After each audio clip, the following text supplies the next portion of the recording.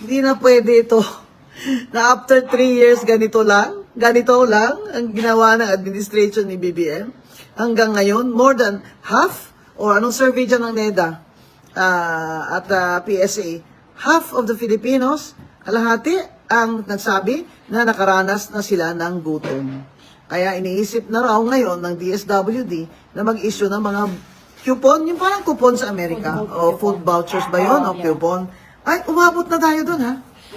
Oo, talagang ganun tayo kalala. At sa tourism, kulelat na tayo. Last na tayo. Mataas pang tourism sa Cambodia. Anong ibig sabihin yan?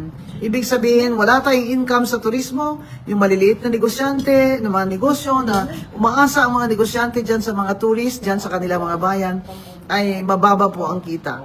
At importante po yung malaman natin na mababa ang tourism natin dahil sa peace and order natin ay mataas na naman tumataas ang crime rate, may mga kidnapping na naman.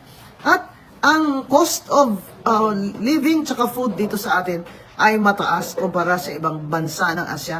Kaya naman po, yung mga tourist ay ayaw na lang pumunta dito. Lalo na doon sa mataas ang crime rate o takot na takot sila, may mga abiso sa kanila na huwag na muna silang magbakasyon sa Pilipinas.